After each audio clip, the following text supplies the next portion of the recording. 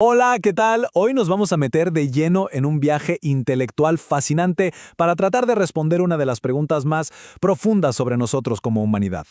Y es que esta es la gran pregunta que ha movido a la antropología por, más de un siglo.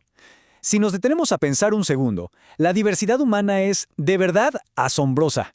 Miren, en algunas partes del mundo, la vaca es un animal sagrado, un símbolo de vida que, no se puede ni tocar. Y al mismo tiempo, en otros lugares, ese mismo animal es la base de una industria multimillonaria de comida rápida. Es la misma especie, pero son dos realidades culturales que chocan de frente. O pensemos en algo tan fundamental como la familia. Para algunas culturas, el linaje se cuenta a través de la madre. Para otras, el apellido y la herencia vienen sí o sí del padre. ¿Cómo podemos explicar esta variedad tan inmensa? Bueno, es justo aquí donde arranca nuestro recorrido. Muy bien, entremos en materia. El primer gran intento de crear, un mapa para entender toda esta diversidad fue el evolucionismo. La idea era imaginarse la historia humana como si fuera una sola y larguísima escalera. El postulado central era este. Todos los grupos humanos tenemos la misma capacidad mental, pero estamos en diferentes escalones de esa escalera evolutiva. La diferencia que veían en el espacio, o sea, entre culturas, era en realidad una diferencia en el tiempo. Lewis Henry Morgan, que fue uno de sus mayores exponentes, lo organizó todo en estas tres fases. Pero, y aquí está el punto clave, este modelo siempre ponía a la sociedad europea del siglo XIX en la mismísima cima. Las demás culturas eran vistas, básicamente, como un eco de su propio pasado. Pero claro, no a todo el mundo le convenció esta idea de la escalera. Pronto surgió una crítica que proponía una imagen totalmente diferente. No una escalera, sino una red, como las ondas que se forman cuando lanzamos una piedra al agua. Aquí es donde vemos el choque de ideas fundamental. Los evolucionistas creían que cada sociedad inventaba la agricultura o la cerámica por su cuenta, cuando le tocaba su turno. En cambio, los difusionistas decían que no, que las ideas se mueven, se propagan, que el cambio no viene tanto de adentro, sino del contacto con otros pueblos. Pero el verdadero punto de quiebre en la antropología no fue una nueva teoría sobre la historia. No, fue una revolución total en la forma de conseguir la información. Durante décadas, a los grandes teóricos se les conocía como antropólogos de sillón.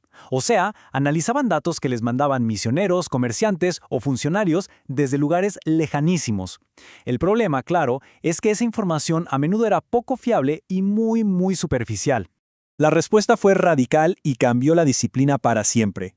Había que ir al lugar, vivir con la gente, aprender su idioma y observar su mundo desde adentro. Y aquí es donde entra la etnografía, con pioneros como Bronislaw Malinowski. Esto lo cambia todo, porque el método define la ciencia. La etnografía fue revolucionaria porque cambió el objetivo. Ya no se trataba de clasificar culturas en una escala, sino de entender cómo el mundo tiene sentido para ellos, desde su propia perspectiva.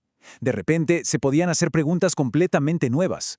Ya con los pies en el barro, los antropólogos empezaron a buscar patrones mucho más profundos. Y aquí aparece una figura gigante, Claude Lévi-Strauss, que propuso que teníamos que buscar una especie de software o gramática oculta en la mente humana. La idea de Lévi-Strauss era que, bajo toda la diversidad de mitos, costumbres y familias que vemos, en realidad existen estructuras mentales que son universales. Nuestra mente, decía, organiza el mundo imponiendo formas, casi siempre a través de opuestos. A él no le interesaban tanto los detalles de un mito, sino la lógica que lo organizaba por debajo. Para Lévi-Strauss, la cultura se parece mucho a un idioma. Cuando hablamos, no somos conscientes de las reglas gramaticales, pero esas reglas lo estructuran todo. Pues bien, él creía que con la cultura pasaba lo mismo. Pero claro, otra escuela de pensamiento dijo, un momento, olvidémonos del software mental y miremos el hardware, la ecología, las proteínas, la energía. Esa es la perspectiva que conocemos como materialismo.